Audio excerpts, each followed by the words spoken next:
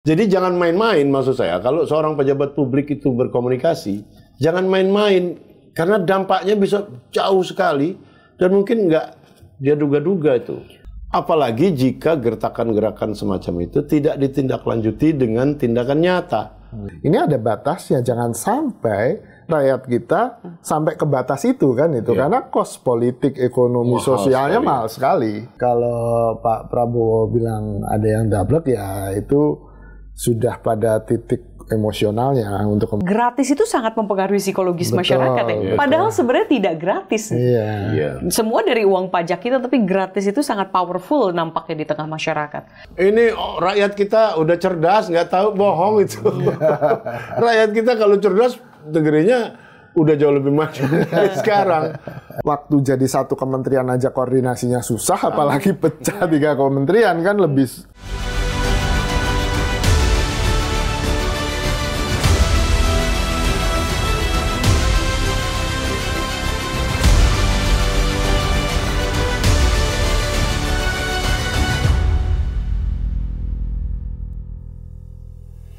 Halo Konco Kramat, ini 100 hari pemerintahan Prabowo Gibran baru berakhir ya, sekian minggu gitu, belum lama. Tapi setidaknya kalau misalnya kita flashback dari akhir 2024 deh, kurang lebih itu udah banyak hal-hal yang menimbulkan riuh-riuh dan juga kebingungan di publik terkait dengan misalnya let's say pagar laut, bisa juga kita bicara soal PPN 12%. Ada yang bilang ini naik, kemudian Prabowo hadir bilang ini dibatalkan atau hanya untuk barang-barang mewah. Kemudian sekarang yang baru-baru ini juga kelangkaan LPG.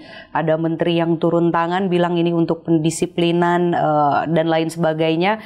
Tapi kemudian di satu sisi ada instansi dari pemerintahan nasional juga yang langsung mengatakan bahwa tidak seperti itu, seharusnya Presiden Prabowo juga bahkan langsung membatalkan terkait dengan pengeceran si LPG 3 kg ini.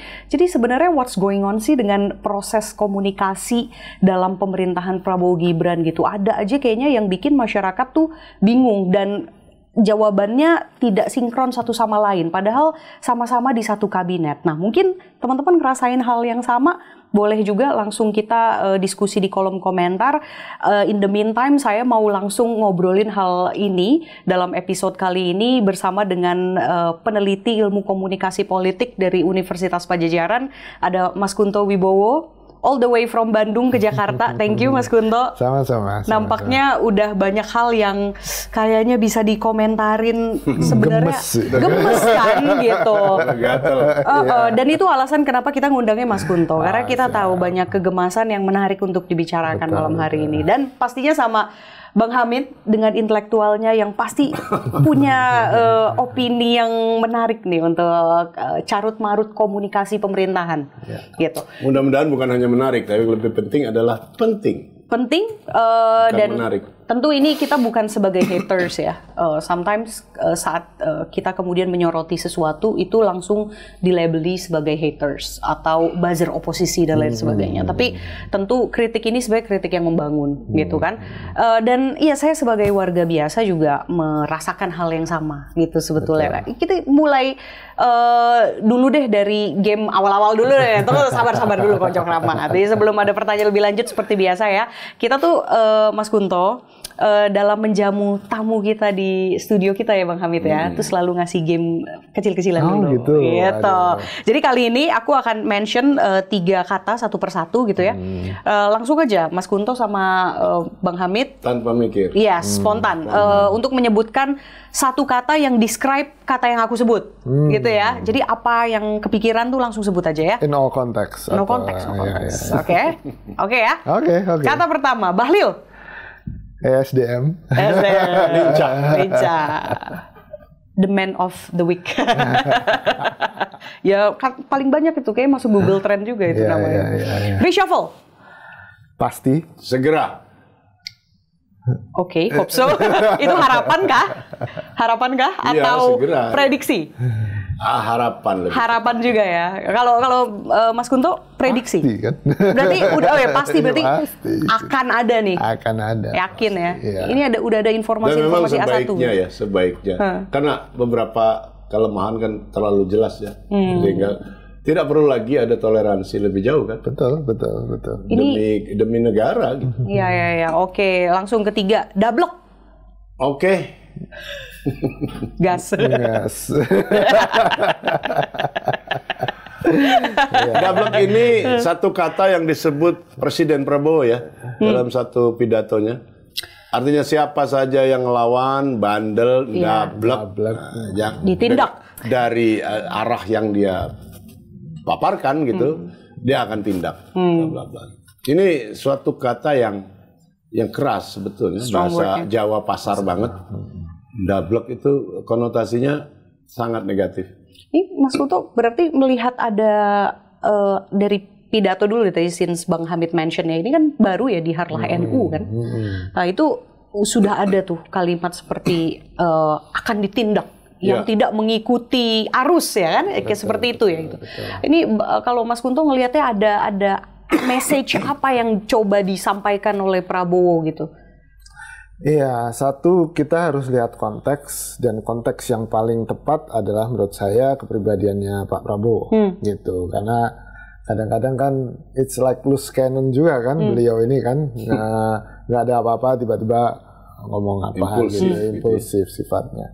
Jadi kalau Pak Prabowo bilang ada yang dablek ya itu sudah pada titik emosionalnya untuk kemudian dia berbicara seperti itu. Untung nggak lempar asbak kan gitu.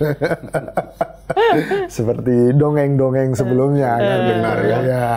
Atau tampar gitu kan, katanya sempat ada omongan gitu. Ya ini apa ya, sesuatu yang sebenarnya pasti akan terjadi ketika kita melihat sejarah di awal pembentukan kabinet kan, dengan kabinet yang sangat gemuk, dengan kombinasi menteri dan wamen yang kayaknya memang nggak akan akur gitu kan. Belum ini tumpang tindih urusan ya. Betul. Ada satu isu ditangani 3-4 institusi. Exactly. Orang waktu jadi satu kementerian aja koordinasinya susah, apalagi pecah 3 kementerian kan lebih nggak mungkin lagi berkomunikasi. Jadi menurut saya ini kita sudah nggak perlu kaget bahwa itu memang sudah diramalkan sebelumnya dengan kondisi ini. Nah, yang kaget kan kita justru ketika Pak Prabowo marah kan gitu.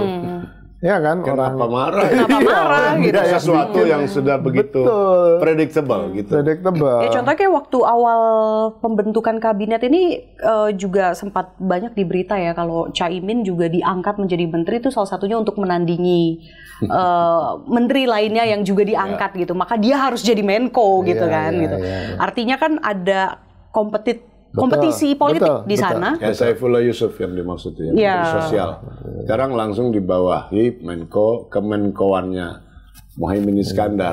Artinya ini dari individual kabinet sebenarnya memang ada kompetisi politik gitu ya. Seharusnya maka ini tidak kaget yang tadi Mas Kunto sampaikan. Betul. Komunikasi seperti Iya, karena pejabat-pejabatnya sendiri ketika menjadi menteri lebih orientasinya panggung kan. Panggung politik, panggung komunikasi gitu. Sehingga ya layaknya badut di panggung, mereka akan membuat atraksi kan gitu. Dan ketika si sutradaranya marah ketika salah satu adegannya jelek karena tiba-tiba improvisasi atau atraksi yang di luar skrip, kan itu kita jadi ngapain marah kan gitu. Oke. Nah ini tadi saya sudah mention ya beberapa kebijakan gitu yang bikin masyarakat bingung. PPN 12% gitu kan. Tiba-tiba menteri-menterinya pada preskon gitu kan. Nanti per 1 Januari 2025 naik. Kemudian batal dan Presiden Prabowo hadir membatalkan tersebut gitu kan. Dan ini kan cenderung ada seperti menjadi pahlawan gitu ya. Betul. Dan itu juga terulang di kebijakan-kebijakan lainnya gitu. Seperti misalnya ya LPG ini ya. Nah itu Bang Mas Kunto ngelihatnya gimana? Dari sisi komunikasi politik what's going on sih sebenarnya? Betul. Kita sedang mengumpulkan sebenarnya studi. Jadi pernah dengar viral based policy making? Sejak zaman Jokowi di periode keduanya kalau nggak salah ada 30 sekian kebijakan yang dilempar ke publik, lalu kontroversi ya, terus kemudian Jokowi yang menarik menjadi hero. Kalau kita aman diterusin gitu. Kalau aman diterusin. Nah, ini kan viral based policy ya. Jadi policy kemudian tidak secara dieksperimenkan di laboratorium gitu atau dalam pilot project yang terkontrol, tapi dilepas langsung dilempar ke menjadi isu publik, menjadi kontroversi publik yang kemudian kalau jelek responnya dari publik, Jokowi jadi hero. Kalau bagus responnya atau publik diam aja, dia jadi hero juga. Jadi hero juga, polisinya jalan terus kan gitu. Kalau semuanya menguntungkan bagi dia. Ya. Berarti Bang Hamid melihat hal tersebut cek ombak itu ya, juga terjadi di LPG ini. Ya itu ya proof balloon lah istilahnya. Itu sebetulnya metode yang umum sekali ya.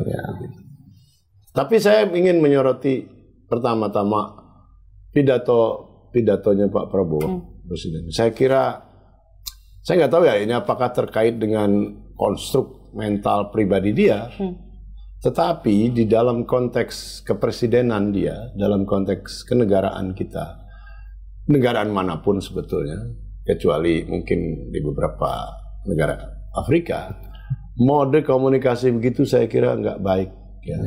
Sedikit-dikit menggertak, dikit-dikit saya tindak. Terlalu sering. Anda lihat 3 bulan ini kan dia sering sekali. Betul.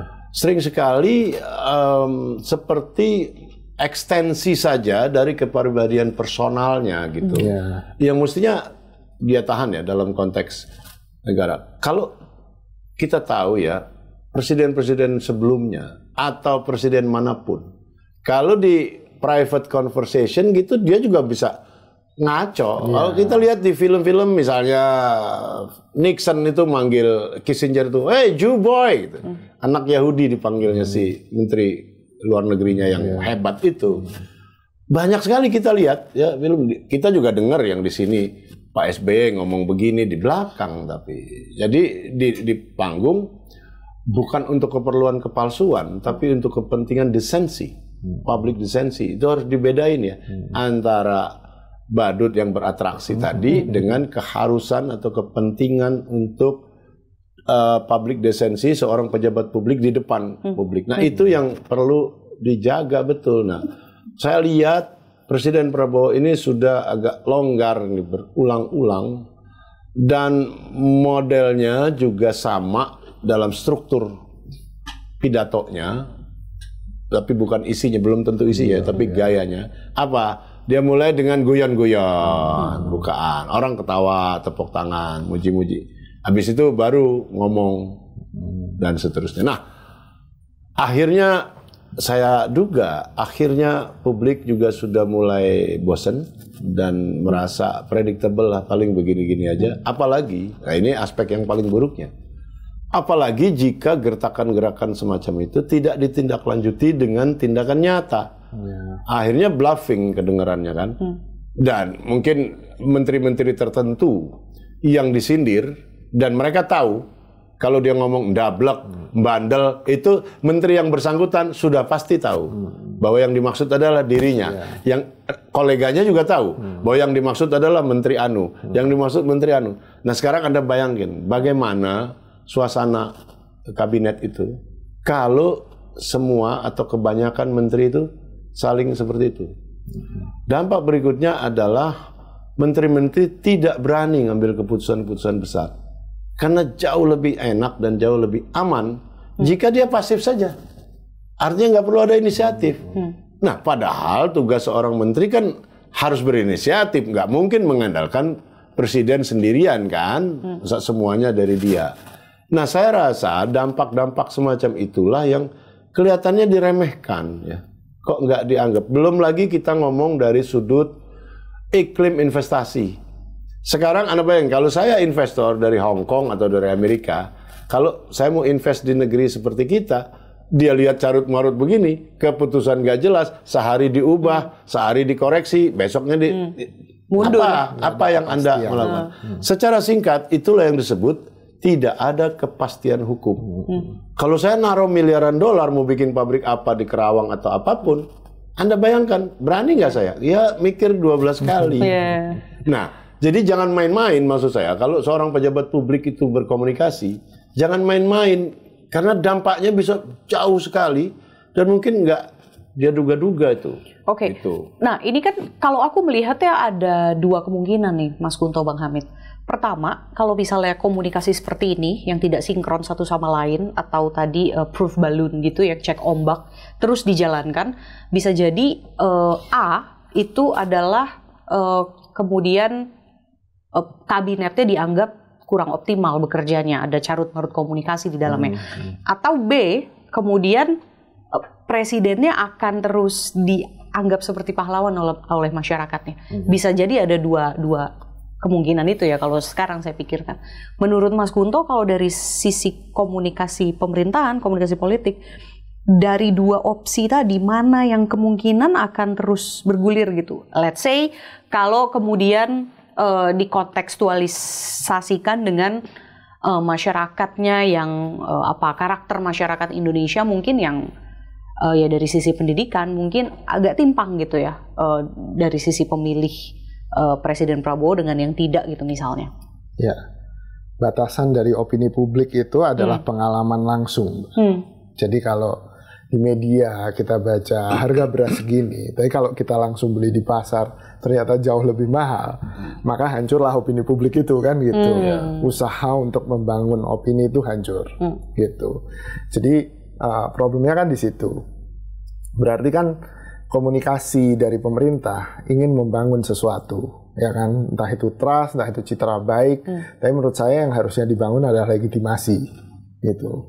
Karena beda dengan perusahaan yang PR-nya untuk reputasi, government itu PR-nya untuk legitimasi, kan gitu. Jadi kalau ada program orang support.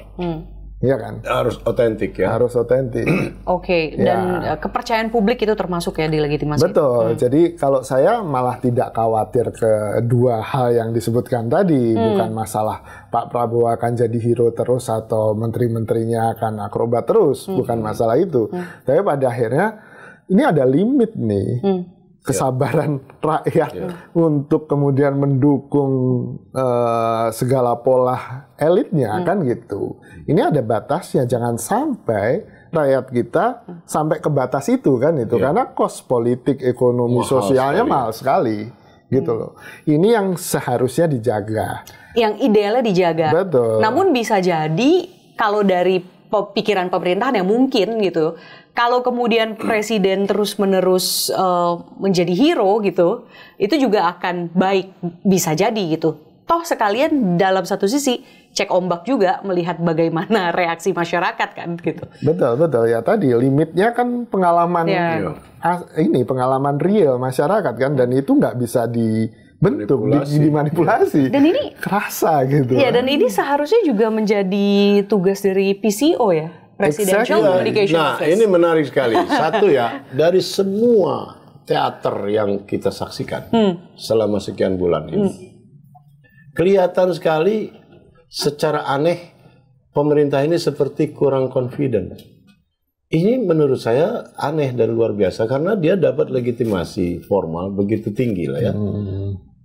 Kan sekali putaran 58%. Itu mestinya cukup. Lebih dari cukup untuk membangun satu landasan legitimasi yang kuat dan itulah memang landasan legitimasi yang kuat. Nah kalau begitu, pada hemat saya pemerintah ini harus bertindak sesuai dengan tingkat legitimasi yang tinggi itu. Artinya dalam satu kata harus penuh confident, penuh percaya diri gitu. Kita ini didukung rakyat begini banyak kok. Confident itu jika memang kebijakannya matang. Nah justru itu. Artinya kalau begitu, apakah kebijakan tidak matang atau komunikasi yang salah? Kalau begitu berarti ini bisa terjadi problem teknokratis. Ketidakmampuan membentuk satu policy yang sound gitu. Yang padahal legitimasinya ada. Nah, ini kan kelihatan sekali tabrakan sana sini, omongan berbeda-beda dari satu badan kekuasaan yang sama. Yang lebih aneh lagi, atau bukan lebih aneh lah, sama anehnya lah ya. Misalnya dalam kontroversi belakangan, ya dalam konteks kelangkaan atau kekacauan distribusi gas LPG 3 kg, yang di badannya itu ditulis, Pak. Anda pernah lihat nggak? Untuk kalangan miskin, terang-terangan disebut tuh. Yang beli banyak orang kaya. Nah, itu aja satu nggak terkontrol. Oke lah, itu ekses ya.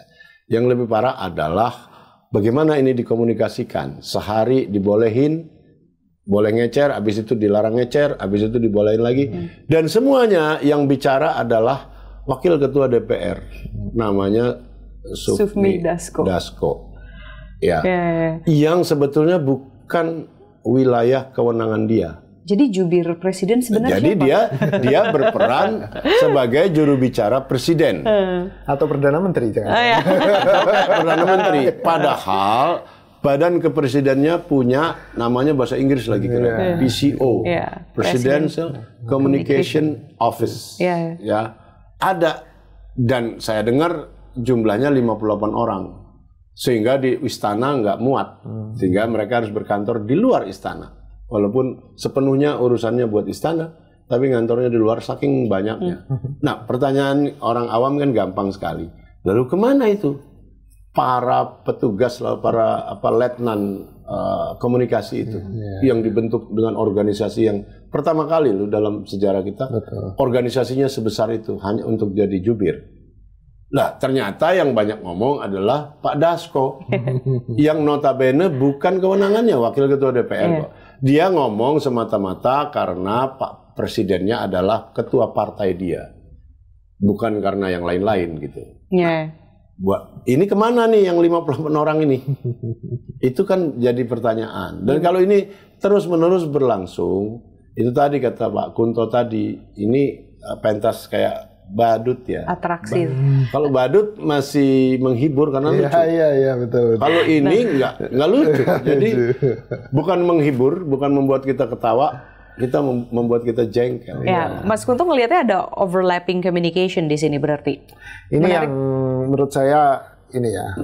Saya sebenarnya kan ini ada pembeda ya, antara rezim lah gaya komunikasi. Zaman Jokowi kan kayak dilepas gitu kan, sepertinya dilepas seolah-olah menterinya bicara apa gitu kan, dan itu jadi seru. Tapi pada akhirnya Jokowi lah yang mengikat gitu, Jokowi lah yang jadi hero gitu. Ini menarik. Saya tadinya berpikir di zamannya Pak Prabowo, rezimnya Pak Prabowo ini dengan apalagi dengan communication office-nya itu akan lebih terkontrol. Ya kan, akan lebih terkontrol, nggak semua orang boleh ngomongnya harus lewat ini gitu-gitu. Tapi kasus pertama yang mengagetkan saya adalah ketika Pak Prabowo nggak jadi ke Malaysia itu. Pak Prabowo nggak jadi ke Malaysia, Perdana Menteri Malaysia bikin pernyataan bahwa Pak Prabowo sakit gitu kan, terus tiba-tiba Mayor Teddy bilang enggak kok, nggak sakit kok. Itu kan. Itu siapa yang harus malu gitu? Apakah Perdana Menteri Malaysia yang harus malu atau justru kita yang harus malu? Dan siapa yang berbohong? Betul itu. Kalau begitu. Itu kan insiden internasional. Itu walaupun insiden kecil ya. Bisa jadi konflik besar sebenarnya gitu. Dan itu kedepannya bisa mempengaruhi relasi kenegaraan juga. Sangat. Itu kan harusnya terkontrol untuk urusan internasional gitu kan. Harusnya ya Mayor Teddy nggak usah ngomong. Bukan porsi dia. Porsi dia untuk ngomong. Itu loh problemnya. Menteri Luar Negeri yang ngomong mungkin lebih oke lah. Ini sekarang saya ingat, mumpung saya ingat nih ya, kita bandingin dengan zaman Pak Harto. Gimana? Ya, kalau generasi Kunto udah tahu kali bagaimana siapa Menteri Sesneknya? Murdiono. Itu Intan kalau lihat jengkelnya bukan main. Tiap dia ngasih keterangan, kayak orang baru belajar ngomong. Jadi gini, Bapak Presiden mengatakan satu-satu gitu, sulit sekali pokoknya, clear. Tapi jauh setelah dia pensiun saya ketemu Pak Murdiono itu secara pribadi orangnya baik sekali dan menyenangkan. Ngobrol, dia bilang, ya lihat nggak, saya gagap nggak nih? Nggak gagap kan? Saya ngomong saya normal kan? Kenapa? Oh gitu, Anda nggak tahu, kata dia. Saya dulu jadi mensesnek kalau bikin keterangan saya harus hati-hati betul. Salah sedikit saya digantung sama Pak Harto. Jadi saya lebih tahan dianggap sebagai orang goblok. Biarin deh. daripada saya salah, ini urusan kenegaraan begini besar. Jadi saya rela nih, jadi orang bodoh gitu ngomong satu-satu. Ini kan kita ngobrol nih biasa nih kata dia. Dia sampai ngomong begitu loh. Maksud saya, lihat sekarang berubah banget. Bagaimana di masa itu orang sangat hati-hati. Karena menyadari dampaknya besarnya. Kalau you salah ngomong 0,1% aja soal pertumbuhan, soal apa, ini kan dampaknya kemana-mana gitu. Nah, jadi saya kira sekarang perlu lagi nih orang-orang yang menjabat sekarang menengok lagi di masa Orde Baru. Orde Baru itu banyak masalah tapi tidak semuanya jelek. Dalam hal ini misalnya hati-hati sekali dia. Pak Harmoko kalau ngasih keterangan juga nyebelin, tapi benar terus. Yang penting kan benar, gitu, akurat. Tapi ini juga udah menjadi ketakutan dari kabinet gemuk itu kan juga sebenarnya overlapping responsibilities ya gitu. Jadi karena dalam hal ini siapa yang ngomong gitu? Iya, karena ada satu isu bisa dikeroyok 3-4 institusi. Misalnya isu kemiskinan. Ya pasti siapa yang di bawah si Budiman Sujatmiko itu dia ngurus itu. Belum lagi mungkin desa tertinggal pasti ada divisi itu. Sangat mungkin di Bappenas ada divisi yang ngurusin kemiskinan. Ada begitu banyak. Belum Departemen Sosial, Kementerian Sosial sudah pasti ada yang secara khusus mengadres isu ini. So, jadi satu isu ini dikeroyok oleh beberapa institusi. Lalu siapa yang berwenang memberi keterangan? Gitu. Belum lagi dengan banyaknya utusan khusus presiden sekarang kan juga. Khusus ini, khusus itu. Ada soal keberagaman dan sebagainya. Di sisi lain ada Menteri Agama juga. Nah itu biasanya. Coba. Oke. Nah ini Mas Kunto juga kan ada yang bilang kalau political perception itu more important than the facts gitu ya. Jadi menutupi fakta yang sebenarnya. Tapi menurut Mas Kunto dengan persepsi politik apa yang muncul gitu dari carut-marut komunikasi pemerintahan saat ini? Menurut Mas Kunto? Ya bisa jadi ini kan, ya politik itu sendiri adalah persepsi kan. Kalau kita ngomong politik pasti kita ngomong persepsi orang, entah itu persepsi apapun. Nah kalau menurut saya kita lihat aja di survei-survei 100 hari kemarin kan persepsi publiknya sangat positif kan. Sangat positif. Tinggi sekali ya. Di atas 80% dan segala macam. Kepuasan loh itu bukan kepercayaan, kepuasan. Bahkan lebih tinggi dari Jokowi waktu pertama terpilih. Dan belum ngapa-ngapain itu udah puas kan. Sulit dipercaya ya. Sulit dipercaya. Ini lelucon. Betul, orang anggaran kementeriannya aja belum turun, udah puas kan gitu. Ya kan, kalau kita ngomong persepsi, akhirnya kita punya false perception itu gitu kan. Bahwa satu, di komunikasi politik, peran media yang kini bergeser ke media sosial dengan buzzer-buzzer dan influencernya itu memang makin besar, ya kan? Dan itu kan jadi circle sendiri di Pak Presiden kan? Influencer-influencer itu. Betul, karena ya mereka tahu bukan lagi media masa yang konvensional itu, tapi influencer-influencer ini. Dan enaknya influencer ini mereka nggak punya etika jurnalistik, mereka bebas dari tugas gatekeeper gitu kan. Nggak perlu pakai kode etik jurnalistik, nggak perlu cross check, nggak perlu apapun. Nah, gitu. Mas tapi kalau misalnya tadi belum ngapa-ngapain orang udah puas 80%, setidaknya itu dari Litbang Kompas kemarin mengatakan demikian. Ini artinya kalau dari sisi komunikasi politik sebenarnya berhasil dong, Mas. Bisa dibilang begitu? Gini, ada beberapa bias kan. Manusia itu nggak lepas dari bias masalahnya. Ya, kita pun pasti punya biasnya. Richard Thaler yang dapat Nobel, yang nulis soal bias pun bilang, saya pun nggak pernah bersih dari bias gitu kan. Apalagi orang biasa kan gitu. Nah, problemnya adalah bukan masalah biasnya sendiri. Satu, kita biasanya bandwagon nih. Kalau ikut-ikutan, sekian banyak orang ke sana ya udah kita ke sana gitu. Main aman aja gitu. Itu satu. Herd mentality ya. Betul, herd mentality. Yang kedua, ini bias positivism, harapan. Jadi lebih baik kita berharap masa depan yang lebih baik. Karena hari ini memang udah sangat gak enak gitu. Kalau kita makin putus asa ya udah selesai kan gitu. Ini bias yang memang selalu dipelihara di Indonesia. Saya pernah mengomentari surveinya Good News from Indonesia misalnya.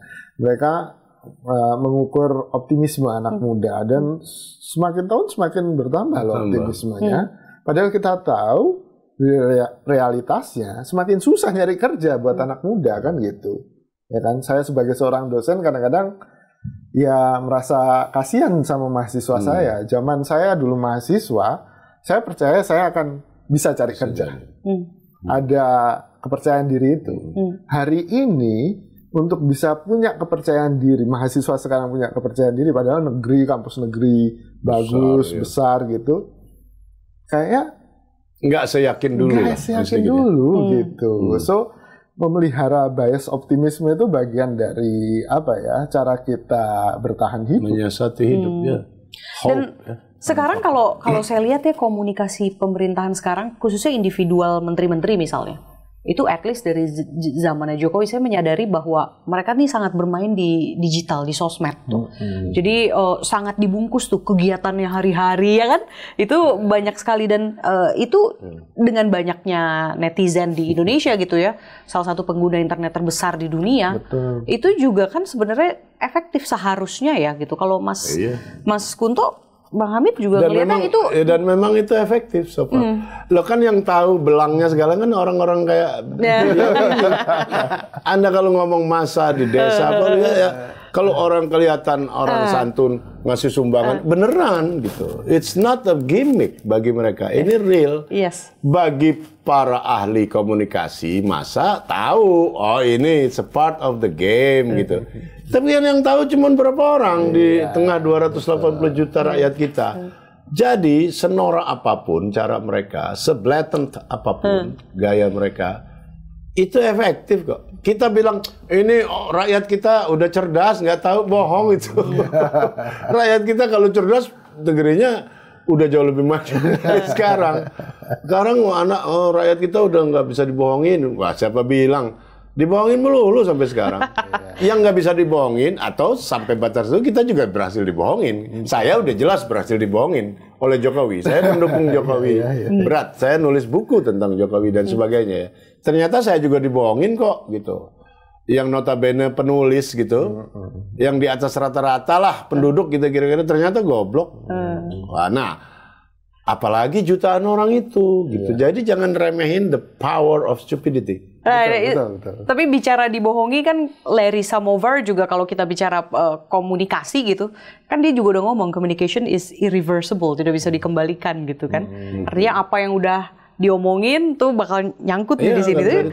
Menurut Mas Kunto memang ralat itu sering nggak berguna. Iya, nah itu pertanyaannya. Artinya statement pemerintah hari ini gitu, menurut Mas Kunto memang benar-benar akan dipantau dan dibuktikan oleh masyarakat eventually, atau ya nggak masalah juga orang siapa sih ralat yang menurut Bang Hamid kan ralat. Tapi gini, sebelum Kunto yang jawab ya, ini penting saya sedikit aja. Justru orang-orang kayak beliau inilah yang jadi juru bicara rakyat sebetulnya, jadi jembatan.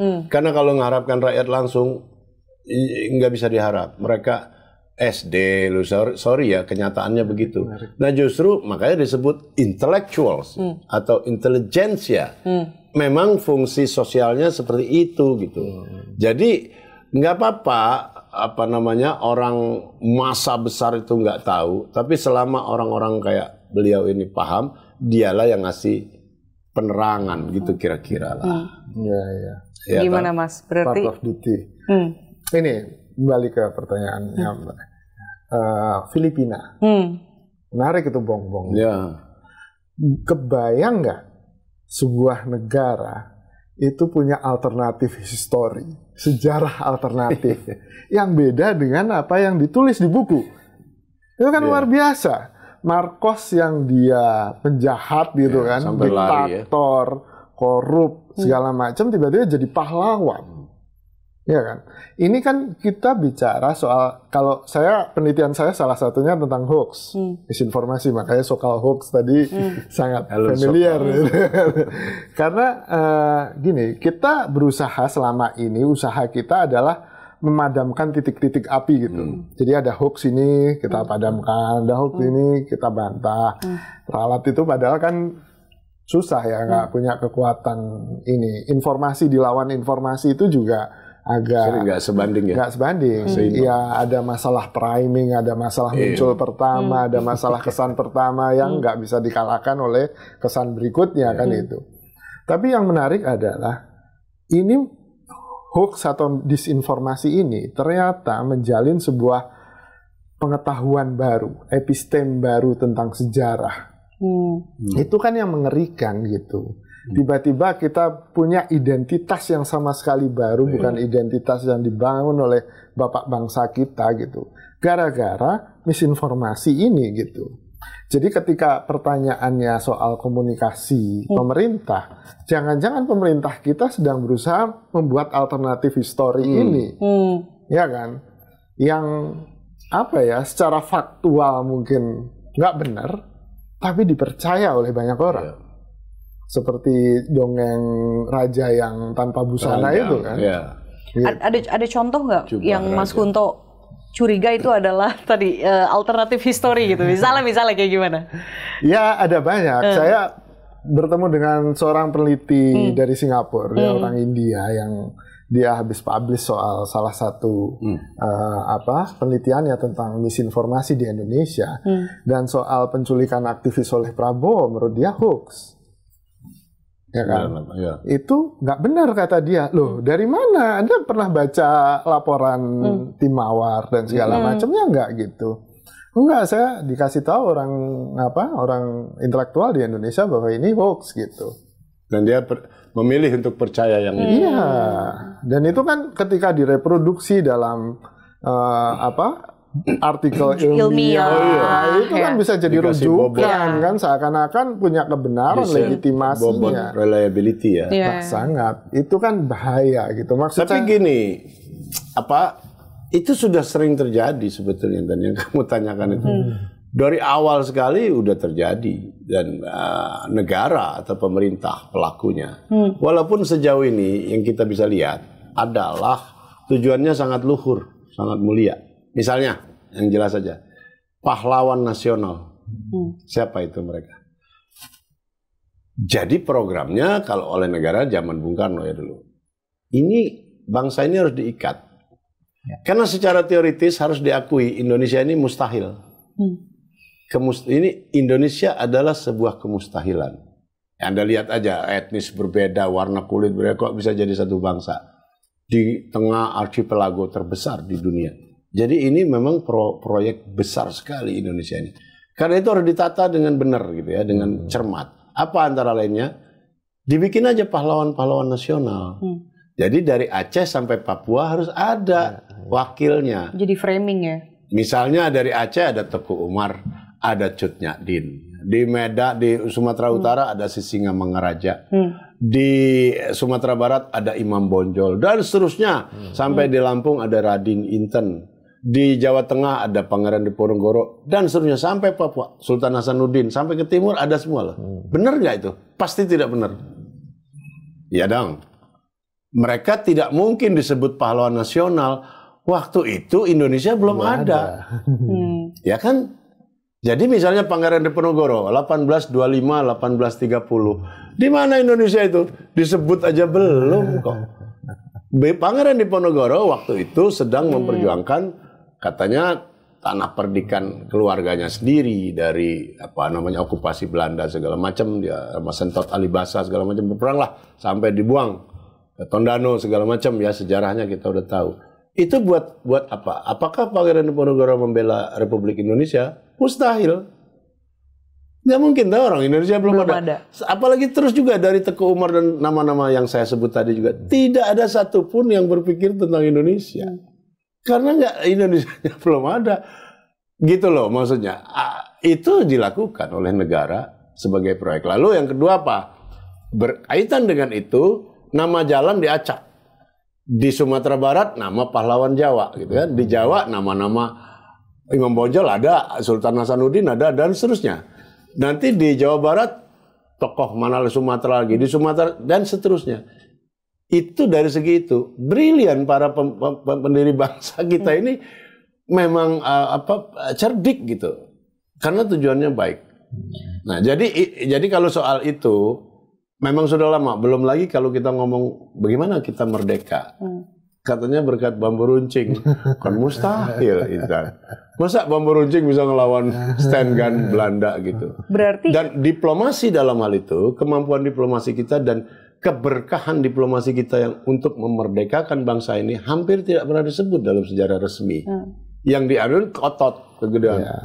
Bambu runcing pakai ikat di tiap 17-an Agustus diperingatin itu pakai bambu runcing. itu menarik, berarti Itu nggak benar. dalam pasti. konteks politik hari ini itu ya, dari sisi political communication itu jangan-jangan memang sudah dijadikan strategi ya, dan bahkan strategi lama jangan-jangan. Efektif. Setiap pemerintahan melakukan hal tersebut yang alternatif history itu ya. Mungkin bukan alternatif satu. Ya, saya setuju soal pengikat, ya kan, bahwa kita perlu sebuah pengikat. Makanya ketika Pak zaman Soeharto Pancasila, Ya. ya kan, ketika reformasi kan seakan-akan chaos tuh. Tapi kan reformasi itu sendiri adalah pengikat, ya kan, bahwa semboyan reformasi, ngomongnya nggak demokratisasi loh, reformasi gitu, ya kan. Tapi ketika reformasi dianggap gagal, nggak memenuhi janjinya, kembali lagi kan ke Pancasila, kan gitu kan. Ini kan semacam narasi epistemik ya, Mbak. Jadi kalau menurut saya, apakah proyek-proyek itu ada dan alternatif histori itu ada, ya ini kan kita jangan melihat bahwa pemerintah dengan gampangnya membuat alternatif histori, nggak segampang itu kan gitu. Ini proyek yang biasanya lama dan butuh komunikasi yang sangat Konstan. masif ya kan, dan Periodik. terstruktur gitu-gitu. Dan menurut saya apa yang terjadi hari ini justru berkebalikan dengan itu.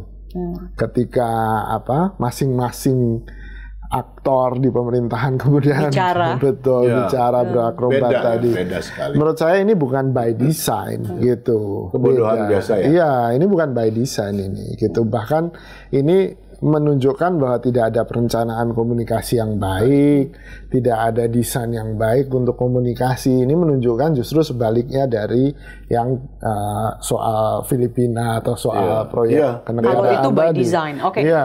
Nah, Mungkin ini sebabnya juga nggak ada desain juga karena memang substansinya memang kedodoran juga barangkali ya. Karena itu apa yang mau dikomunikasikan dengan baik, kalau barangnya itu sendiri goyah gitu, nggak meyakinkan. Mungkin itu. Iya, salah satu kasus Policy. Jadi adalah kasus makan policy. bergizi gratis. Makan MBG itu penerimaannya bagus. Jadi secara substantif nggak ada yang menolak MBG, ya kan? Tanya ahli apapun mereka setuju MBG, ya kan? Tapi kan yang dipermasalahkan adalah problem teknis, Kemampuan teknokratisnya nggak ada. kedodoran, tata kelola dan lain sebagainya. Dan bahkan secara judul itu gratis itu sangat mempengaruhi psikologis masyarakat ya. Padahal sebenarnya tidak gratis. Iya. Semua dari uang pajak kita, tapi gratis itu sangat powerful nampaknya di tengah masyarakat. Nah, tapi banyak asumsi di luar sana nih, Mas Kunto, Bang Hamid, bahwa Prabowo itu juga sulit untuk tegas karena masih tersandra kepentingan politik presiden sebelumnya, Joko Widodo, dalam hal ini. Setuju nggak, Mas Kunto, Bang Hamid? Itu menarik ketika kita melihat bahwa ternyata banyak menteri-menteri ex Jokowi yang juga dipakai. Orang-orang kepercayaannya Jokowi juga masih dipakai oleh Prabowo. Kalau menurut saya ini kan problem transisional ya. Yang smooth gitu. Saya tadinya melihat seperti itu. Tapi kemudian ketika ada spekulasi bahwa soal Menteri SDM itu dapat perintahnya dari Jokowi, ini kan kita kan sedang di tengah perang, kayak cerita Cina Samkok lah. Ada 3 kekuatan politik besar di Indonesia yang sedang berebut pengaruh gitu, berebut hegemoninya. 1 Prabowo jelas, 2 Jokowi, dan 3 PDIP kan gitu. Ini menarik hubungan antara ketiganya karena begitu ketiganya ini bersatu, udah selesai kan gitu. Hegemoni terjadi. Tapi kan nggak bisa bersatu. Yang ini menciptakan drama sendiri dalam politik, ya kan. bahwa ketika apakah benar Prabowo tersandra Jokowi, ya belum tentu kan gitu. Bisa jadi ini kepentingannya PDIP kan gitu. Apakah benar kemudian PDIP dan Prabowo ini susah disatukan gara-gara Jokowi? Ya belum tentu juga gitu kan. Nggak ada yang abadi di politik kecuali kepentingan. Saya percaya itu. Ketika ada satu kepentingan yang beririsan dengan 3 aktor tadi, ya udah selesai kan gitu. Tinggal kepentingannya muncul atau enggak kan gitu. Dan Presiden Prabowo ini kan sangat memberikan kesan militeristik ya. Omongan-omongan yang tegas gitu. Ya sejak kemudian, awal dengan bawa ke Magelang. Pakaian houseway ya ke Magelang, retreat, kemudian juga dia bicara hal-hal yang runut, misalnya administrasi sangat sangat manajemen tuh sangat ketat gitu seolah-olah. Seperti operasi militer gitu ya. Iya. Karena salah sedikit bisa fatal. Gitu. Bener. Nah, ini kalau Mas Kunto berarti dengan aslinya carut marut gini dan mulai terlihat oleh masyarakat, upaya pembangunan komunikasi seperti itu kurang berhasil dong berarti. Ini kalau bicara soal militer saya jadi ingat. Saya habis baca buku soal bagaimana perang Vietnam itu Amerika kalah dengan ahli militer yang sangat jago gitu kan. Pentagon waktu itu udah bikin simulasi ngebom Hanoi. Ya kan, mereka bukan 3 kelompok gitu kan, simulasi beneran. Dan di semua skenario Amerika kalah. Tapi mereka tetap ngebom Hanoi gitu. Apakah mereka tidak percaya hasil simulasi? Ya mereka lebih percaya pada semacam pride yang sebenarnya nggak rasional sama sekali, ya gitu. Bahwa ini pasti berhasil kok, ini simulasinya aja yang nggak beres gitu. Negara segini gedenya ya. Gitu. Jadi jangan-jangan yang terjadi adalah itu di jalan berpikir militerismenya Pak Prabowo gitu kan. Simulasi ada, kemudian ya pasti disimulasikan kan semua strategi itu kan. Laporan ada. Betul. Cuman masalahnya satu, menurut saya soal pride tadi, kita udah hebat kok gitu. Masa gini gagal. Itu satu. Yang kedua, di politik kita sekarang, bukan ya di politik manapun sebenarnya. Tapi yang menarik di Indonesia adalah kita nggak memberi ruang bagi orang yang capable, tapi lebih memberi ruang pada orang yang loyal, ya kan? Tidak merit. Iya, tidak merit system. Ya nggak ada yang meritokrasi, tapi paling nggak ada beberapa menteri yang memang merit base gitu kan, walaupun nggak semua gitu. Tapi sekarang mayoritas besar bukan. Kelihatan sekali kan? Iya. Loyalitas dan ditambah dengan pride ini itu resep yang ampuh buruk kekacauan. Itu resep ampuh untuk kekacauan. Dan yang menarik juga mungkin dari sisi komunikasi juga ya, Mas Kunto ngelihatnya gimana antara presiden dan wapres dengan intergenerational gap yang sangat jauh gitu. Menurut Mas Kunto punya pandangan seperti apa kira-kira komunikasi di antara mereka, koordinasinya dan lain sebagainya? Yang lapor Mas Wapres itu kan, yang akhirnya tiba-tiba nggak tahu lagi nasibnya gimana kan gitu. Kalau menurut saya ya itu bentuk satu gini. Ini wakil presiden dan presiden itu hubungan yang sangat rumit sebenarnya, karena wakil presiden bisa jadi presiden di next term kan gitu kan. Dan ada kompetisi pasti. Belum lagi tadi soal kepentingan politik yang Jokowi, segitiga Jokowi, Prabowo, dan PDIP. Ini kan menambah rumit urusan. Menurut saya urusannya lebih itu daripada generational gap. Gitu.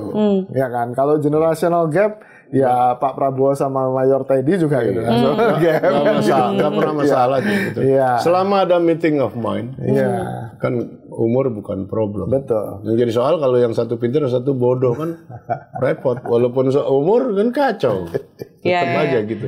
Tapi ini kan gap itu karena gini, kalau saya ngelihatnya memang jauh banget Mas antara social media dulu deh yang kelihatan oleh publik ya. Prabowo dengan Gibran. Gibran masih dengan meme-nya yang setiap hari itu ditebarkan gitu. Nah artinya kan masalahnya ini kan juga bisa menimbulkan persepsi tersendiri untuk pemerintahan kan dari publik gitu.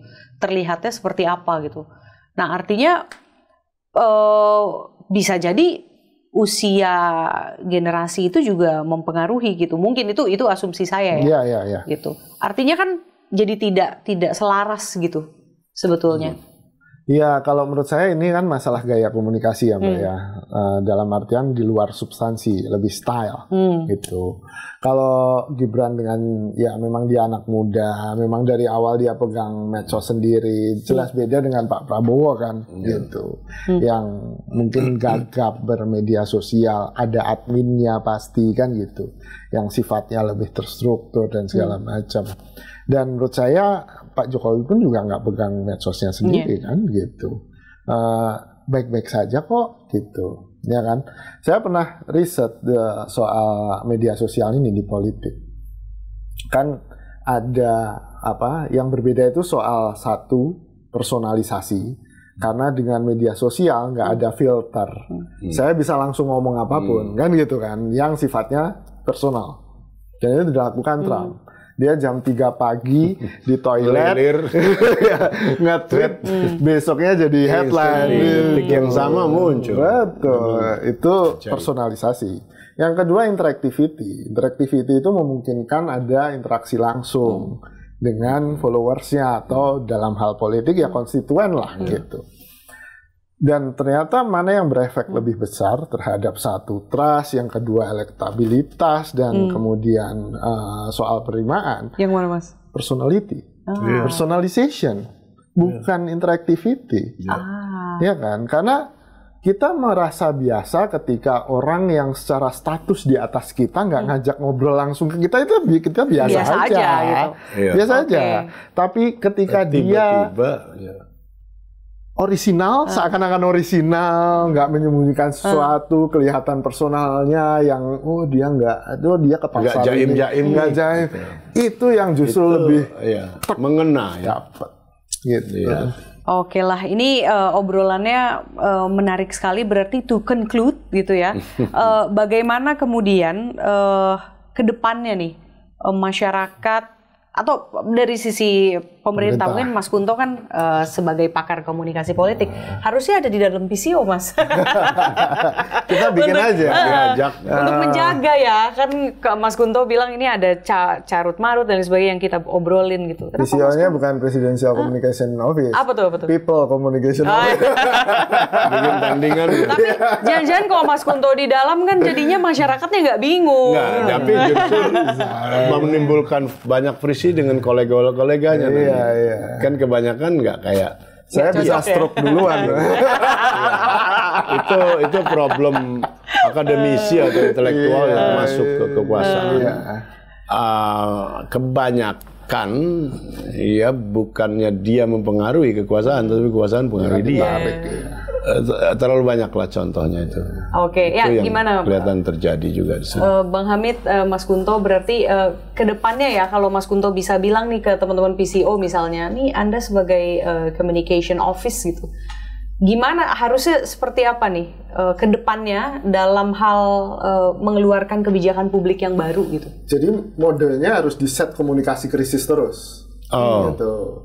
Jadi setiap saat itu adalah krisis. Capek juga ya jadi Iya, sekarang gitu ya. Gaji besar kan itu. Setnya komunikasi krisis terus sampai akhirnya tertata kan gitu. Kalau di sini sekarang set komunikasi krisis terus. Jadi respon cepat, respon yang empati, ya kan, berempati pada masyarakat dalam artian responnya jangan kemudian terserah gua kan gitu. Lalu kemudian respon yang sifatnya ya transparan dan akuntabel kan gitu. Itu syarat untuk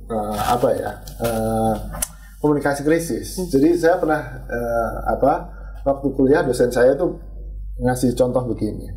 Kalau kamu dituduh nyolong di rumah temanmu yang kamu habis main dari sana, apa yang kamu lakukan? Ketika kamu semakin membantah, kan dia semakin percaya bahwa kamu nyolong. Iya kan? Semakin mencurigakan. Betul. Kan? Diam aja. Justru diam aja. Itu sangat counterintuitif dengan apa yang saya pelajari gitu kan. Biasanya kalau orang komunikasi ya harus denial dong kan gitu. Kalau krisis denial enggak. Kadang-kadang diam itu juga strategis gitu. Sampai kita mengumpulkan bukti dan segala macam gitu kan. Dan kalaupun kebenaran itu muncul, jangan dari kita, karena kita orang yang paling tidak kredibel. Itu kan rahasianya. Iya ya, artinya berarti bagaimana nih teman-teman PCO gitu ya ke depannya, masa jadi manajemen krisis terus kan itu sebenarnya kalau saya tangkap itu jadi nggak ideal ya, karena berarti yang di depan itu mengeluarkan yang salah, bermasalah, kemudian dia harus siap untuk krisis itu. Ya, apa boleh buat. Gitu. Tapi saya kira memang tugas mereka tidak ringan ya. Dalam arti coba lihat, dia harus nge-pull begitu banyak informasi tentang begitu banyak hal dengan resource atau source yang tidak sepenuhnya kredibel. Anda bisa bayangkan itu. Jadi Menteri Anu belum tentu ngomongnya benar gitu loh. Nanti dia nyampaikan ke PCO, kan kira-kira gitu cara kerja. Dia di kolom penghimpun informasi dari semua kementerian gitu ya. Dan wakil-wakilnya. Nah siapa? Tiap kementerian kan mesti ditunjuk jubir juga untuk mengkomunikasikan ke sini kan. Supaya seluruh spektrum permasalahan itu terkuasai, terkontrol. Nah bagaimana tuh? Kalau dia ragu, jangan-jangan ini menteri ini nggak bener nih. Kemarin salah informasinya, yang itu juga kemarin nggak akurat. Kalau kita omongin lagi, kemarin udah salah. Karena kalau salah 2 kali, gimana? Nah, untuk memastikan otentisitas sumber ini, yang notabene adalah pejabat tinggi negara. Itu yang repot. Jadi saya rasa mereka harus bikin aturan main lagi, nulis lagi aturan main yang clear gitu. The do's and don'ts-nya jelas gitu. Kita lihat. Oke. Sebenarnya problemnya adalah mindset para pejabat tinggi negara itu melihat komunikasi sebagai sesuatu yang nggak penting. Nggak penting, ya itu lagi. Iya, cuman komunikasi doang. Tugasnya foto-foto, konten, ya gitu. Konten. Kalau itu kemudian Pak Prabowo yang mencontohkan, menurut saya akan jadi lebih strategis. Jadi Pak Prabowo disiplin dalam komunikasinya, maka menterinya pasti akan disiplin. Gitu. Meyakinkan Pak Prabowo jadi PR besar PCO kalau menurut saya. Gitu. Saya udah jadi pengetahuan umum atau persepsi umum di kalangan, benar sekali itu pejabat. Itu kan cuma urusan bagian humas. Istilahnya udah humas. Humas itu di mata mereka juga makin lama makin pejoratif konotasinya. Kecil gitu, rendahan. Nggak penting intinya secara umum. Tuh. Oke, nah ini nampaknya kita bisa membungkus dengan satu kalimat. Tapi kalau Istana nonton butuh konsultan SOP komunikasi, nah dari tadi kayaknya udah di outline gitu, harusnya gini, harusnya gini gitu ya. Dan teorinya sih sebenarnya udah ada semua. Iya, ada semua. Mudah-mudahan sederhana. Iya, mudah-mudahan setelah ini tuh komunikasi bisa terorkestrasi dengan. Ya, kita berharap begitu. Kita ini tetap bagaimanapun mau mendukung pemerintah dalam arti kepengen pemerintahnya berhasil gitu. Betul. Bukan buat pemerintahnya sendiri. Kalau saya mikirin rakyatnya supaya sejahtera gitu. Right, kalau gitu kita bungkus episode malam ini. Mudah-mudahan kedepannya kebijakan nggak bikin masyarakat bingung lagi gitu, dan masyarakat bisa merasakan pengalaman yang sinkron gitu ya, antara persepsi dengan nyata di lapangannya itu seperti apa tadi Mas Kunto sudah sampaikan. Kalau gitu terima kasih Mas Kunto, Bang Hamid, thank you banget. Kita jumpa di episode selanjutnya. Bye. Oke, bye.